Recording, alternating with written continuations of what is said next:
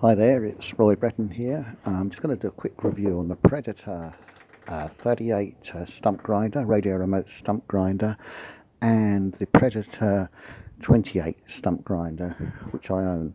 I want to make this positive. Great little machines, but I have to say I have had a fair few issues with my machine, which I'll go through in a moment.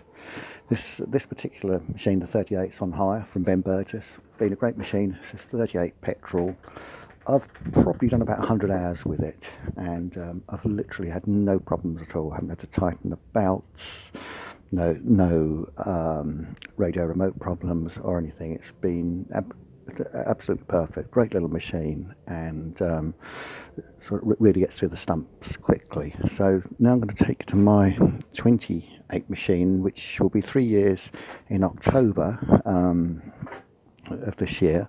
Like I say, it's a great machine, but I've had my fair share of problems. So let's start at the front end. We've got the multi-head cutter tip, which is fantastic. Great for cutting. Great for changing teeth. If we go here, we've just got a little bolt. We unscrew that, pull the teeth out, and change the teeth. Matter of a couple of minutes probably per tooth. There's only two cutting teeth. The two front ones cut, this one and the one behind it, or opposite it.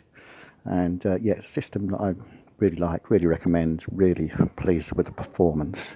But one of the issues I've had, this is my third or fourth wheel. I've had two soft wheels, so I keep breaking bolts, because apparently they had a few wheels that were made of soft metal, so I was breaking like 3 bolts a day, and then you can lose some of your parts that hold the teeth in, the blocks and what have you. So that sort of cost money to replace them.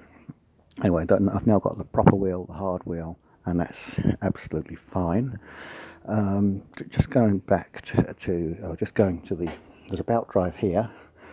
I've had mine changed because if you look on the 38, you see the bolts here, but my threads started to get a bit worn. So Dan from Predator changed this round, which this is actually a better system.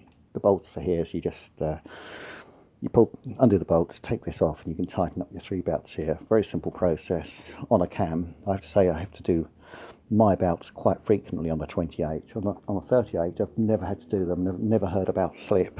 So the belts are probably a better grade on there or something. Certainly with my experience, it's been more effective. I've had the belts on here last up to 300 hours, and I've had them last 6 hours.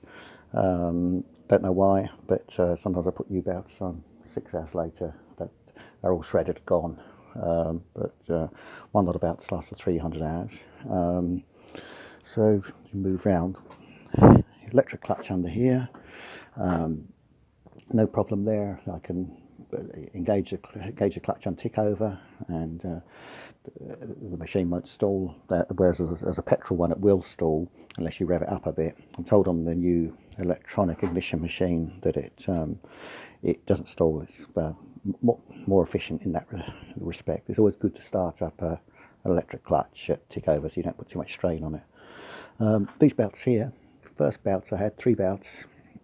After 19 hours they went. After that they lasted about 500, and now my sort of third lot of belts, and they're still going strong, but I've probably done about 300 hours or so. Here, you come to the engine. This is where I've had real problems. I'm about to be on my 4th engine. The first one went after 30 hours due to the soundproofing on the flywheel cover, which is around the other side. Let's have a look. Just in here, there was some insulation or soundproofing that was loose when I had it. After 30 hours, the machine wouldn't start, and what had happened, it had sucked in the soundproofing or insulation, overheated the engine. So it's a Lombardini engine, so Lombardini put a new engine on for me. After approximately 660 hours, all of a sudden the engine started burning oil rapidly. I was told it got dirt inside the engine, but I can tell you that I check the filter regularly. It's an oil bath filter, here. You've got this Dyson type filter, which I empty several times a day. You see the stuff flying around. It then goes down into an oil bath. There's then a gauze in here that cleans it again, and then there's a sponge sort of type filter around here before it finally gets into the manifold. I was told there was dirt getting through there. That caused the engine to go. Like I say, I'm pretty particular. I've never lost an engine from not keeping, from bad maintenance or anything, apart from on this stump grinder. So that engine lasts about 650 hours. I'm now about to have a fourth engine. That went after 160 hours. Same thing, they told me there's dirt in the engine. Once again, I've checked the filter. To me, the filtration's not doing its job. If dirt's getting in, there's something wrong. So I know of many contractors who don't check the filter until there's a problem, and normally their filter's block solid, but mine never get to that stage. Actually, even this, when it's dusty, the oil bowl I take off halfway through the day and change, which shouldn't be necessary, but I've just been trying to keep the everything clean, but still doesn't seem to be working. So it seems like when it has a new engine, I may have to have a new filtration system. Let's move around to the exhaust. When I had this machine, it came with this type of exhaust, Predator specification. It had I can't think what they call it, something on the front that soon fell off, and it's also held on with very large hose clips. They very quickly fell off, as well as the front defector, do they call it, deflector, something like that. That fell off, and you can see this exhaust is put on about February time, and that's now finished. Engine's burning oil, like I said, so I haven't had much success with the Lombardini engines. Then let's move on to the fan. This is my fourth fan. So far so good. This one seems to be lasting, which is great. Once again, I think this could be a vibration issue. There is a vibration with the diesel engine, and if I purchase a machine again, I would definitely go for the petrol one, the 38 here. Don't like the amount of petrol it uses. It can use up to £100 a day if you're using it all day, against £30 a day for this diesel engine. But I think the vibrations have caused a huge amount of problems, which leads me to sort of talk about things like this. You can see through the vibration, or I believe it's from vibration, that these guards have just kind of snapped through metal fatigue. These fuel pipes, I had these go after about 40 hours out using it. All of a sudden diesel flying everywhere. Obviously couldn't use a machine. That was a call out because I couldn't move the machine. So it's straightforward, but we had to put some more hose on.